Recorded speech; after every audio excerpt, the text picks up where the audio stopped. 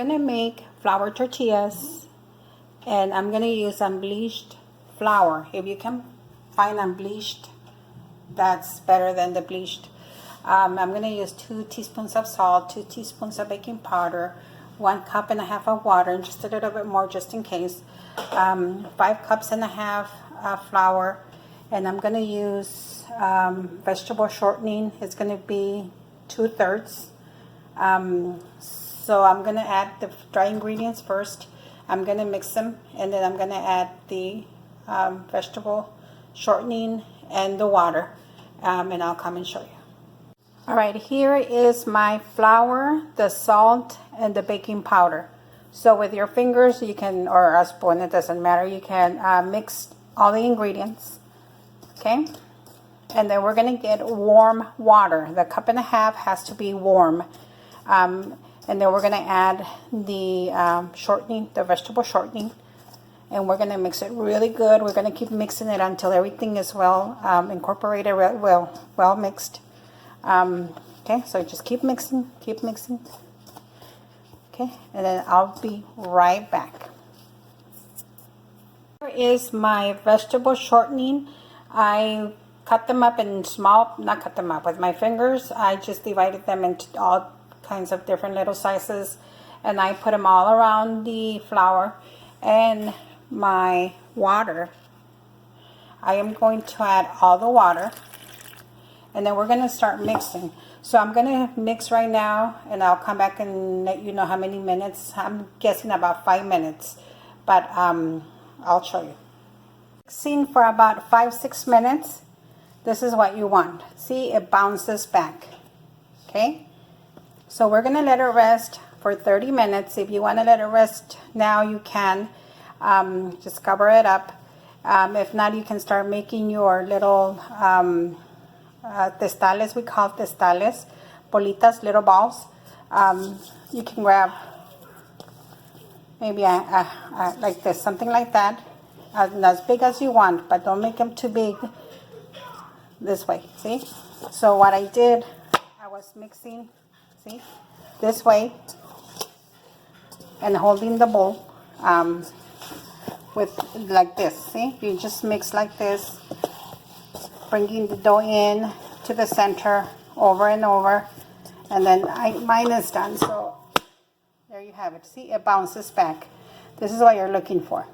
Okay, and I'm gonna make the little balls, and I'm gonna leave them sitting for 30 minutes. If you want to leave it like that and they make the balls, that's fine. The little flour balls, the little dough balls, that's fine. I have my testales, my dough balls.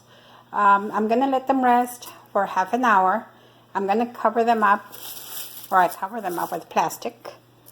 And the same with this one. And then I'm going to put just a little towel on the top, so they can stay here resting for a while. So I'm going to do the same to this one, and I'll come back and start extending the dough, and I'll show you in a minute. My dough balls, or my little balls. So it has been 30 minutes, so at least leave them 30 minutes. And I'm going to press, you see? Oh, they are perfect. Okay. You just want to make sure they are soft and they do not bounce right back. This is right away, so this is perfect. You can only extend them once, the way I've done it, because if I make a flour tortilla, if I extend it, then it doesn't come out right, and I make the ball again, it's not going to be the same. So you only have one chance to make a flour tortilla, extend it. It doesn't matter how it comes out. It doesn't matter if it comes out like a huarache, like a chancla, like a sandal. That's a sandal. Doesn't matter. Practice. What makes perfect round tortillas, flour tortillas, is practice. So practice. Make them every week. Make them twice a week, and then you'll get them. That's all it takes. Practice. I have my griddle on medium, low, and then if I need to raise the heat up, I will. So I have my rolling pin and my cutting board. It's a big cutting board. I don't like making them on the on my countertop. If you want to do it on there, it's fine, but clean it good. Then I'm going to start extending them, and I'm going to start cooking them, and I'll be back and show you. And add a little bit of flour to the bottom and a little bit of flour on the top and on your rolling pin so it doesn't stick to the dough. So there's my flour. And I forgot to mention that I used 2 cups of water when I was kneading the dough. Okay? I have my tortillas cooking, and I just extend them. And once they're done, I put them in a plastic bag with, with paper towels so they stay warm. Okay. Put some flour on the top, and I'm pressing on my dough ball, and just do this. That's all you do. Just extend it this way, over and over again until you get it as round as you can. If not, it's okay. Just practice. That's all it takes. See, that's all you do.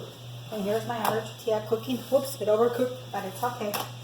Okay, so just keep going. And the other way you can do it is by grabbing it and extending it this way. See? If you want to do it this way or the other way, that's fine. My grandson wants a quesadilla, so a freshly made flour tortilla, and then I am going to add some cheese on top to make him a quesadilla. Oh, he loves this. So there you go. Okay. I'm gonna show you how I cook the tortillas. So I put the tortilla in there. See? And just for a few seconds. See, when I see that it's starting to bubble. See, it's starting to bubble. See? Then I turn it around. I'm going to give it a few more seconds. There, I'm going to turn it around. It's not cooked yet. Okay? So let it bubble.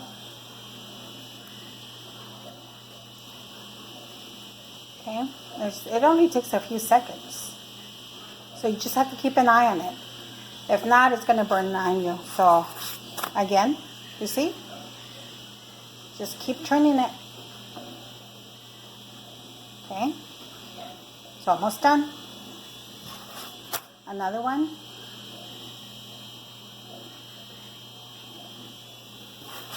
I turn it again. Okay? So, that's it. Maybe a minute and 20 seconds, but just keep checking. Sometimes they're smaller, sometimes they're bigger tortillas. So just make sure they are the way you like it. This one is done, okay? And here's my last tortilla. So I ate the first one to see if it was good, if it tasted good, it was good. So now I'm gonna eat the last one, but the last one I'm gonna eat with queso fresco and salsa. Oh, yum. This is how I grew up. My mother used to make them all the time. She stopped. Now she likes my tortillas. Thank you and enjoy.